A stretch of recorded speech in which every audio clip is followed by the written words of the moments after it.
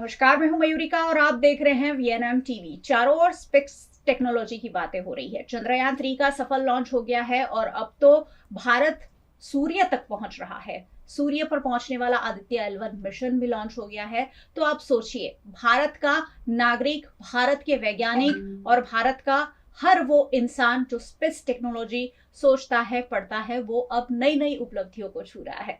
इसी बीच आज एक खास मेहमान को आपसे मिलवाने वाली हूं और गुजरात के वडोदरा शहर में हम रहते हैं। यहाँ कला की नगरी कहते हैं। आर्टिस्ट यहाँ भर भर कर है। हर क्षेत्र के आर्टिस्ट यहाँ देखने मिलते हैं। ऐसा ही एक सबसे छोटा youngest patent holder in the country जिन्हें कहा जा रहा है स्पेस रॉकेट टेक्नोलॉजी में, उन्होंने ये पेटेंट अपना भारत सरकार से मंजूर करवाया है। और क्या पेटेंट है, क्या खोज की है, उसके बारे में जानकारी मैं नहीं दूंगी, खुद व्रज देंगे। व्रज मिथिलेश पटेल मेरे साथ है। व्रज के बारे में आपको थोड़ा सा बता दूं, व्रज 9th स्टैंडर्ड में पढ़ते हैं, ब्राइट स्कूल के स्टूडेंट हैं और छोटी सी उम्र में वैसे गुजराती में कहावत है कि मोरना इंडा ने चितरवा ना पड़े। अब जब इनके पिता का मैं नाम लूंगी तो आप जरूर उन्हें जानते ही हैं, मिथिलेश पटेल, जो वडोदरा के जाने माने इनोवेटर हैं। उनके बेटे हैं व्रज पटेल, और व्रज पटेल और मिथिलेश पटेल ने मिलकर एक खास पेटेंट फाइल करवाया है। उसके बारे में सबसे पहले व्रज से ही जानना चाहूंगी। व्रज, आपने एक खास पेटेंट स्पेस टेक्नोलॉजी में फाइल किया है, क्या है वो पेटेंट? एक रॉकेट के बारे में जो सोलर पैनल से चलता है, मतलब और वो एस्ट्रॉयड को ऊपर फायर किया जाएगा ताकि वो उसकी डायरेक्शन चेंज हो सके। देखिए, बहुत छोटी सी बात है कि बच्चे जो होते हैं वो स्पेस को लेकर, स्पेस में क्या हो रहा है उससे लेकर काफी क्यूरियस होते हैं। ऐसे ही जब कोई अलग अलग ग्रह हमारी पृथ्वी की ओर आने वाले होते हैं, ये बच्चे जानते हैं, तो थोड़ा सा डर महसूस होने लगता है कि अगर ये पृथ्वी से टकरा गया तो क्या होगा। कुछ ऐसा ही महसूस किया था आपने? कब की बात है ये व्रज? 2017 से 18 तक की बात। 2017-18 की ये बात है। कौन सा एस्ट्रोनॉइड आने वाला था और आपने फिर क्या किया, क्या सोचा कि अब मैं क्या करूं इसके बारे में? इसके बारे में मैंने थोड़ा रिसर्च किया कि ये कौन सा है, कब लॉन्च मतलब होने वाला है यहाँ पे। उस एस्ट्रॉयड का नाम है ओब्लॉन्ग। 2040 में वहाँ यहाँ पे आने वाला था। तो अच्छा, उसके बारे में मैंने इनसे बोला कि इस पे क्या करना चाहिए, तो रॉकेट मैंने बताया कि इस पे लॉन्च करे तो क्या होगा। तो आपने आपके डैडी से पूछा कि ये जो आ रहा है उसे हम कैसे रोक सकते हैं, अगर ये कहीं पृथ्वी से टकरा गया तो हम तो तहस नहस हो जाएंगे, ऐसा? तो फिर डैडी ने क्या कहा आपसे? उन्होंने कहा कि ये ऐसा कुछ होता नहीं है कि इसके चांसेस बहुत कम है, लेकिन मैंने सोचा कि अगर हो गया तो फिर मैंने आइडिया दिया कि अगर रॉकेट को उसके ऊपर लॉन्च फायर कर दिया जाए तो क्या होगा। मतलब हम यहाँ आने से पहले उसे उड़ा दें। जब भी कोई अलग वस्तु आकर पृथ्वी से टकराने वाली होती है, बहुत वक्त पहले से हमें पता चल जाता है, क्योंकि हमारे पास ऐसी टेक्नोलॉजी है। ऐसा ही विचार व्रज के मन में आया और उसे फिर उन्होंने मिथिलेश पटेल, जो उनके फादर हैं, उनके साथ शेयर किया। और अब आगे की बात मिथिलेश जी से जानना चाहूंगी। मिथिलेश जी, एक छोटा बच्चा अपनी बात लेकर आता है कि ये आ रहा है दूसरे ग्रह का, कुछ हमारी पृथ्वी से टकरा सकता है, आपने क्या कहा उससे? सबसे पहले तो इसकी क्यूरियोसिटी पॉइंट इतनी ज़्यादा है कि कुछ ना कुछ नया लेके आता है। तो उनको क्या है कि सबसे पहले घर में ही है तो मेरे आगे पूछते डैडी ये ऐसा हो रहा है, क्या करना चाहिए। तो मेरा एक आदत रही है पहले से, मेरे पास काफ़ी सारे स्कूल्स के बच्चे इस प्रोजेक्ट्स के लिए आते हैं। तो मैंने उनको ऐसा बोला कि इसका सॉल्यूशन ढूंढो, तो उन्हें मुझे अगर रॉकेट से उड़ा दे। तो स्पेस एंड टेक्नोलॉजी की बात है कि उसमें माइल्स किलोमीटर्स नहीं, उसमें लाइट ईयर्स होते हैं। तो अभी जो इसका 2014 में आने की बात है, 2017 में उसने की, तो 14 की बात, अभी तो 14 आया भी नहीं है, तो वो उड़ाने के बाद काफ़ी सारा डिस्टेंस है। तो मैंने बोला वहाँ तक रॉकेट पहुँच ही नहीं सकता।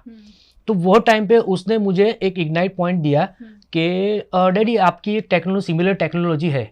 तो मेरी 2010-11 में मैंने उसको प्रोविजनल फाइल की थी, तो हम इसको मॉडिफाई करके रॉकेट बनाया। तो उसका आइडिया मुझे सही लगा और इम्प्लीमेशन बेस पे जा सकते थे। तो मैंने बोला कि अभी तू इसकी एक्सटर्नल डिजाइनिंग और उसका स्ट्रक्चर इसको कैसे करेंगे, तो वो तो स्टडी करके शुरू कर, क्योंकि वो टाइम पे उसकी एज थी 11 साल। तो 11 साल में किसी बच्चे को हम रॉकेट टेक्नोलॉजी या फिर न्यूटन्स के लॉ सिखाए, वो उसकी उम्र नहीं थी। मैथमेटिकल कैलकुलेशन तो अभी दूर की बात है, अभी एडवांस जा रहे हैं, पर इतनी ज़्यादा लोड देने के, तो मैंने उसको एक्सटर्नल डिज़ाइन तैयार करने के लिए बोला क्योंकि एक टाइम जो होता है, एक जो होता है, तो उसमें क्या होता है कि कोई भी आप टेक्नोलॉजी डेवलप करते हो उसके पहले उसका बेस तैयार करना होता है, उसका डेटाज लेना होता है। तो वो काम उसने किया। उसके बाद हमारा पूरा 3D स्ट्रक्चर बना और बेस कॉन्सेप्ट पे आके उसको हम लोगों ने फाइलिंग के बेस पे जाए, क्योंकि नॉवेल्टी साइड थी, इंटेलेक्चुअल प्रॉपर्टी थी। तो मेन इन्वेंटर ये था, तो फर्स्ट एप्लीकेटर ये है, सेकंड एप्लीकेटर मैं हूँ, क्योंकि उसका प्रोटोटाइप स्ट्रक्चर जो रेडी करना है हम दोनों मिलकर रेडी करेंगे। मिथिलेश जी ने बहुत सारे प्रोजेक्ट वडोदरा में तैयार किए हैं और मिथिलेश पटेल का नाम वडोदरा में काफ़ी जाना माना है। अलग अलग साइंस बेस्ड प्रोजेक्ट काफ़ी सारे उन्होंने तैयार किए हैं, बनाए हैं, वडोदरा को काफ़ी गौरव भी दिलाया है और अब उनका बेटा भी उसी राह पर चल पड़ा है। मिथिलेश जी, व्रज के बारे में कुछ बताइए। व्रज तब 11 साल का था, लेकिन क्या बचपन से ही व्रज में उस तरह की क्यूरियोसिटी थी या आपको देख देख के उसमें और कहीं ना कहीं ये जाग रहा था कि मैं भी ऐसा ही कुछ पढ़ूं, देखूं, सोचूं और करूं? शुरुआत से बात करते हैं मैडम, जब उसका बॉन्ड हुआ था ना, तो वो इतना वीक था, तो उसको हम लोगों कम से कम 15 to 20 डेज हम लोगों ने उसको इंक्यूबेशन में रखा हुआ था। धीरे धीरे उसका इम्प्रूवमेंट्स जो आ रहा था, वो एक्चुअली बचपन से इतना एक्टिव था, जो अग्रेसिवनेस उसमें थी, जो NICU में रखा था तब भी उसका मोमेंट्स इतनी ज़्यादा थी, उसकी जो आई कॉन्टेक्ट है वो ज़्यादा, मतलब उसका सबसे बड़ा चीज़ जो है ना ऑब्जर्वेशन है। कोई भी बच्चा कोई भी चीज़, अगर हम लोग कोई इनोवेशन भी करते हैं ना, तो हमारा ऑब्जर्वेशन काफ़ी परफेक्टली होना चाहिए। घर के अंदर आज की तारीख में मेरे बॉडी पे कुछ भी चेंज होता है तो तुरंत इंटरेक्ट वो करता है, डैडी ये क्यों चेंज हुआ। तो वो क्यूरियोसिटी पॉइंट्स और ऑब्जर्वेशन मिला के इसने मेरे बेस पे चलना शुरू किया। बाकी इंटरनेट से नॉलेज तो इतना ज़्यादा लेता है कि वो तो बात ही मत करो, क्योंकि घर का इंटरनेट का डेटा सबसे ज़्यादा वो यूज़ करता है। अच्छा। पर वो क्या है, वो मोबाइल यूज़ करता है। आज के ज़माने में बच्चे मोबाइल यूज़ करते हैं, लोग चिल्लाते हैं, पर वो कहाँ पे यूज़ हो रहा है, कौन सा डेटा ले रहा है, तो वो मुझे मॉनिटरिंग में रहता ही है। तो वो स्पेस टेक्नोलॉजी देखता है, कुछ हिस्ट्रीज वगैरह देखता है, कुछ जो क्यूरियोसिटी पॉइंट्स है वो देखता है, तो उस हिसाब से वो उसने देखने डेटा चाहता गया। और ये इन्वेंशन भी तभी हुआ कि उसने कुछ पॉइंट ला के रखा। मेरे को जो टेक्नोलॉजी, मेरा फोकस एक जगह था, उसने मेरा फोकस इनकी ये स्पेस टेक्नोलॉजी मुझे मूव करवाया। तो गुजराती में कहावत है कि पुत्राना लक्षण पारणामाथी, तो व्रज के भी पारणु तो अब नहीं, लेकिन इंक्यूबेशन बॉक्स जो होता है वहीं से व्रज की मूवमेंट और व्रज का कुछ ना कुछ जो एक्स्ट्रा ऑर्डिनरी एफर्ट था वो फादर को दिखने लगा, पेरेंट्स को दिखने लगा और अब वो उसे एक स्वरूप दिया गया है, क्योंकि मिथिलेश जी खुद इसी फील्ड से जुड़े हुए हैं और अलग अलग इनोवेशन खुद पेटेंट फाइल करते रहते हैं और इसीलिए उन्होंने इस पूरे प्रोसीजर को पेटेंट भी किया है। आपकी जो पेटेंट है 2011 में आपने फाइनल रखी थी और अब फाइनल हुई है, उसके बारे में बताइए। जब पेटेंट की थी मैंने सिर्फ आइडिया दिया था, मेरे को पेटेंट के बारे में ऐसा कुछ पता नहीं था। तो इन्होंने मुझे बताया था कि ऐसा कुछ हो सकता है, तो मैंने बोला कि करना है कर दो। तो उसके आपको पता था कि पेटेंट फाइल करना आखिरकार होता क्या है, पेटेंट होता क्या है? चलिए हमारे जो व्यूअर्स हैं उन्हें शायद ये भी ना पता हो कि पेटेंट क्या होता है, क्या पेटेंट क्यों फाइल करना पड़ता है? कोई भी चीज़ अगर हम नई इन्वेंट करते हैं तो उसकी कोई और कॉपी ना कर ले उसको, तो उसके लिए पेटेंट बनाई जाती है उस इंसान के नाम पे। बिल्कुल सही बात है। 2011 में आपने पेटेंट रखी और फिर अब इतने साल लग गए, उसकी जो प्रोसीजर थी, अब जब वो फाइल हो गई है आपके नाम पर, तो कैसा फील कर रहे हैं? बहुत अच्छा फील हो रहा है। अच्छा फील हो रहा है। आगे क्या करना चाहते हैं व्रज आप, क्योंकि आपका पढ़ाई में आप कैसे हैं? एवरेज। पढ़ाई में एवरेज है, क्योंकि आपका मन इस तरह से चलता है, एक्स्ट्रा ऑर्डिनरी चलता है। तो और क्या पढ़ते हैं और क्या देखते हैं और क्या सोचते हैं? और ज्योग्राफी में इंटरेस्ट है और हिस्ट्री में थोड़ा इंटरेस्ट है। उसके बारे में वीडियोस आती है, शॉर्ट्स आते हैं वीडियोस पे, तो यूट्यूब पे, तो वही देखता रहता हूँ। बच्चे मोबाइल ही देखते रहते हैं बचपन से, लेकिन व्रज जो है वो कुछ अलग देखता है। यानी मोबाइल देखना यहाँ बुरा साबित नहीं हुआ है, यहाँ बहुत यूजफुल साबित हुआ है। उसने हर वो चीज़ है वो सीखी है, कहीं देखी है, कहीं से ज्ञान लिया है, कहीं से पढ़ा है और उसी दिशा में सोच को आगे बढ़ाया है। उन्हें बहुत मजबूत पिलर जो है वो उनके फादर का मिला है, क्योंकि वो उसी फील्ड से जुड़े हुए हैं। लेकिन बच्चे में वो सोचने की क्षमता है, वो भी एक बहुत बड़ी बात है। तो व्रज से मैं ये जरूर जानना चाहूंगी कि व्रज आगे क्या क्या करना चाहते हैं। व्रज, आपने एक तो बहुत बड़ा काम कर दिया है, आगे कुछ सोचा होगा कि मुझे ये करना है, ये करना है, ये पढ़ाई करनी है, यहाँ जाना है, ऐसा कुछ सोचा है? क्या करना है? और मुझे स्पेस में ज़्यादा इंटरेस्ट है, तो उसी के बारे में रिसर्च करनी है कि आगे ह्यूमन सिविलाइजेशन को कैसे आगे बढ़ा सके। स्पेस टेक्नोलॉजी में और क्या एडवांसमेंट होने चाहिए ब्रज, क्या लगता है आपको? आने वाले 20 साल हैं, हम क्या क्या कर सकते हैं? क्योंकि अब हम चांद पर पहुंच गए, अब हम सूर्य पर पहुंच गए हैं। सबसे पहले इनफाइनाइट फ्यूल का कोई टेक्नोलॉजी आना चाहिए, जैसे सोलार से अगर कोई फ्यूल जनरेट हो सके, ऐसा कुछ। और एडवांस चीज़ें, टेलीस्कोप होने चाहिए। दूसरे ग्रहों की जानकारी, दूसरे ग्रहों पर जाकर रहने के बारे में कुछ ऐसा सब सोचते हो कभी? क्योंकि अब लोग चांद पर जमीन खरीद रहे हैं कि अब हम चांद पर रहने जाएंगे, तो इस तरीके का वहां पर जीवन है कि नहीं, ये सारी चीजों के बारे में कभी सोचते हो? चलिए, सोलर पैनल इक्विप्ड रॉकेट छोटे से ब्रज ने बनाया है और उनका सपोर्ट किया है उनके फादर मिथिलेश पटेल ने। मिथिलेश जी, ये जो पूरा सोलर पैनल इक्विप्ड रॉकेट बनाने की प्रोसेस थी, डिज़ाइन जो आपने बनाया है, सरकार को भी दिया है, पूरा प्रोसीजर कैसा रहा? मैडम, सबसे पहले तो आइडिया जनरेट होता है, तो 2018-19 में आइडिया जनरेट हुआ। उसका जो ब्रज ने निकल लगा, तो उसने स्केचेस वगैरह ड्राइंग्स किया, उसके स्केच पैड में किया। तो प्रोसीजर जो होता है, हमारी जो पूरी प्रोसीजर होती है, जो पेटेंट फाइलिंग होती है, तो एक पेटेंट अटेंड होता है, कंसल्टेंसी होती है जो मेरी है, माइक्रो कंसल्टेंसी करके सर्विसेज है। मैं उन लोगों को पेटेंट्स वगैरह मेरे डिटेल्स रहते हैं, वो लोग फॉर्मेशन करके गवर्नमेंट में सबमिट करते हैं, क्योंकि एक लेवल पे जाके उसको वहाँ पे आंसरिंग करना होता है, पेटेंट लॉयर्स को वहाँ आंसर करना। तो ये पूरी प्रोसीजर एक लीगल टीम की होती है। हम लोग टेक्निकल बिल से, तो वो लीगल फील्ड उसमें ज़्यादा काम करती है। तो व्रज की वही टेक्नोलॉजी को हमने सबसे पहले उसको 3D में कन्वर्ट किया। तो उसका पूरा 3D स्ट्रक्चर्स बनाया कि उसमें कौन सी चीज़ कहाँ लगनी चाहिए, कैसे वर्किंग करेगा। तो वो prototype ready, 3D structure prototype ready होने के बाद उसको पेटेंट फाइलिंग के लिए गया। वही समय पे हम लोग उस पर फ्यूल से जनरेशन में जो बात कर रहे थे, कि जब ये सोच थी वो 17-18 की बात थी। अभी हम लोग काफ़ी एडवांस पहुंच चुके हैं। तो वो टाइप पे क्रायोजेनिक इंजन चल रहा था, क्रायोजेनिक इंजन की बात चल रही थी। अभी काफ़ी सारा इंप्रूवमेंट्स आ गए, आधुनिक थ्रस्टर्स बेस आ गए, कि काफ़ी सारे चेंजेस आए। तो हमारी टेक्नोलॉजी आज की तारीख में पुरानी हुई है। तो हमें वापस यही पॉइंट पे जाके वापस रिसर्च करके हमको नई टेक्नोलॉजी पे वापस वर्किंग करना पड़ेगा, जिसके लिए हमको बेस चाहिए, हमको बेसिक नॉलेज चाहिए, बेसिक कॉन्फिडेंस, जो हर एक जगह से नहीं मिल सकता। तो हमारा अभी प्रयास और ट्राई यही रहेगा कि हम लोगों को ज़्यादा से ज़्यादा नॉलेज मिले, हमको गवर्नमेंट बॉडी या फिर कोई स्पेस टेक्नोलॉजी एजेंसी से हमको प्लेटफॉर्म मिले कि हमको जो डेटा चाहिए और हमें जो टेस्ट करने हैं। क्योंकि एक सिंपल सी बात बताऊँ, ये पेटेंट फाइल थी 2020 में और आई है 2023 में। 2020 में 14/5 को, मतलब 5वें महीने में फाइल की थी। 9वें महीने के अंदर पेटेंट ऑफर से DRDO में लेटर जाता है, तो DRDO से NOC मांगी जाती है। DRDO का मतलब क्या है, जो हमारे डिफेंस के लिए काम करता है, वो पूरी देश सुरक्षा के लिए वर्किंग में करता है। तो एक छोटा सा रॉकेट बनाते हैं, या फिर छोटा सा आप रॉकेट फॉर्म में कोई भी, तो वो काउंटिंग जाएगा मिसाइल्स बेस पे, तो वे वेपन बेस में भी काउंटिंग किया जा सकता है। तो DRDO का NOC लेटर, DRDO का क्लियरेंस सर्टिफिकेट से 646 में वो आता है। हाँ, मतलब आप घर में रॉकेट बनाकर छोड़ नहीं दे सकते। हाँ, तो अभी हमको प्रोटोटाइप टेस्ट करना था, नॉर्मल सा भी टेस्ट, भले उड़े के ना उड़े, फ्यूल जनरेट होगा, वो टेस्ट करना, उसके लिए हम लोग रुक के बैठे थे। क्योंकि काई, आज मेरी उम्र है, ये छोटा बच्चा है, तो कोई ज़्यादा कोई डिफेंस के लॉ में या फिर कोई भी लॉ के क्राइटेरिया में नहीं आते, तो हम लोगों ने वो टेस्ट नहीं किया, और वही समय पे टेक्नोलॉजी पुरानी हो गई। तो हम लोगों को बेसिक टेस्टिंग्स वगैरह करने हो या फिर कुछ गाइडेंस चाहिए, तो हमारे इसरो से, कुछ नासा के काफ़ी सारे फ्रेंड्स हमारे कनेक्टिंग में, वो डायरेक्ट इनडायरेक्ट हमको इनपुट्स देते हैं कि इतना करो, ये सब करो, हम लोग आपके लिए बैठे, पर ऑफिशियली नहीं सकता। तो अभी ये टाइम आया है कि हम लोग ऑफिशियली उनसे बात करके हमारा जो हेल्प चाहिए वो हम लोग लेनी चाहिए। बिल्कुल, बहुत इनोवेटिव दिमाग है भारत के पास, लेकिन उसे सही प्लेटफॉर्म तो सरकार को प्रोवाइड करना होगा, तभी स्पेस टेक्नोलॉजी में ऊंची उड़ान भरने की भारत की जो ये सोच है, भर रहा है भारत। अब वैज्ञानिक बहुत अच्छा कर रहे हैं, लेकिन भारत का जो ब्रेन है वो बहुत ज़्यादा स्मार्ट है, उसे स्मार्टली यूज करना होगा। आदित्य L1 भी अब सूर्य पर निकल पड़ा है। आदित्य L1 के बारे में ब्रज क्या जानते हैं, वो मैं जरूर जानना चाहूंगी। आदित्य L1 के बारे में क्या कहोगे, क्योंकि अब वो भी सूर्य की ओर चल पड़ा है।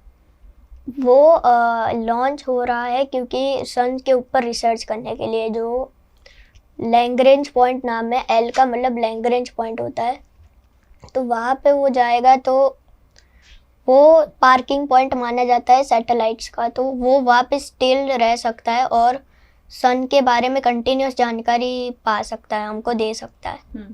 सन के बारे में हमें क्या क्या जानकारी, क्योंकि सन के बारे में तो हम यही जानते हैं कि वो एक आग का गोला है, वहाँ बहुत हिट है, उसके बारे में और क्या जानकारी हमें चाहिए होगी? तो सन का जो बिहेवियर है उससे ही पता चलेगा कि सोलर सिस्टम में प्लैनेट्स का मतलब क्या बिहेवियर होगा और आगे जाके उनका क्या होगा प्लैनेट्स का। तो चांद की स्टडी, सूरज की स्टडी, ये सारी चीजें भारत कर रहा है। मिथिलेश जी, आप कैसे देखते हैं आने वाले 20 सालों को? जो स्पेस टेक्नोलॉजी है, हमारा स्पेस साइंस है, और जिस तरह से एडवांसमेंट हो रहे हैं, हम आगे बढ़ रहे हैं, आप कहाँ देखना चाहते हैं भारत को? भारत महासत्ता बनने जा रहा है, उसमें कोई शक ही नहीं है। और जो स्पेस टेक्नोलॉजी में हमने जो चंद्रयान 3 को लैंड किया, 1 तो हमारा सक्सेस था ही, 2 भी सक्सेस था, ऑर्बिटर ऑलरेडी वर्क किया, और 3 ने सॉफ्ट लैंडिंग करके काफ़ी सारे चेंजेस निकाले। प्रज्ञा रोवर्स ने भी काफ़ी सारे चेंजेस दिए। आप हाल ही में आप इसरो की वेबसाइट वगैरह पे उसके अपडेट देख रहे हो। तो भारत हमारा देखने जाएगा, भारत महासत्ता बनने ही वाला है, तो वो हमारा सबसे ज़्यादा बेस्ट फ्रेंड है। हाँ, बेसिक बात करें कि जो हमारा आदित्य L1 लॉन्च हो चुका है, वो सूर्य की स्टडी करने वाला है। जैसे व्रज ने बताया, जैसे लैग्रेंज पॉइंट पे जाके वो स्टील होके राउंडिंग घूमने वाला है। वहाँ से वो सोलर की कोरोना सरफेस और सोलर से आने वाले सौर किरणस और काफ़ी सारे डेटास को उसको कैलकुलेट करके हमको डेटा देने वाला है। तो एक ये फारेस्ट पॉइंट होगा जहाँ पे काफ़ी सारे कम सारे देश वहाँ पहुँचे, तो वहाँ पे हमारा आदित्य L1 जाने वाला है। लोगों के मन में ऐसा है कि आदित्य सूरज पे जाने वाला है, तो सूरज पे खाली एक ही यान गया था नासा का, वो पार्कर। वो उसकी कोरोना मतलब वो ऐसा बोला सन को टच करके वापस आया 2018 में। तो हम तो उससे काफ़ी 1.5 मिलियन किलोमीटर्स दूर है हम लोग, तो वहाँ से हम लोग उसका पूरा डेटा स्टडी करेंगे और वहाँ से हमको डेटा मिलेंगे। और बात करें भारत की बात करें स्पेस एंड टेक्नोलॉजी में, तो काफ़ी सारा आगे जा रहा है। हमारे पास जो टेक्नोलॉजी है, जैसे हमने यूज़ की थी मंगल के लिए, यूज़ की हमने चंद्रयान के लिए, जो घूम के दूसरी ग्रेविटी में जाके हम लोग ग्रेविटी का फोर्स का यूज़ कर से हम लोग उसको जा रहे हैं। तो जो टेक्नोलॉजी हमारे पास जो टेक्नोलॉजी है वही आगे चलते दूसरे लोग की स्पेस टेक्नोलॉजी यूज़ करेंगे, क्योंकि नासा की बात करें या फिर रशिया की बात करें तो उनके पास सीधा फायर करने की जाने की ताकत है, मून तक, लूनर तक जाने की है, उसके बाद हमारे ये मंगल तक जाने की है। उसके आगे जाने के लिए हमारी टेक्नोलॉजी यूज़ करनी पड़ेगी, उसको घूम के जाना पड़ेगा। तो जो अभी जो मून मिशन हुआ है, तो काफ़ी सारी स्पेस को डेटाबेस प्रोवाइड करने वाला है।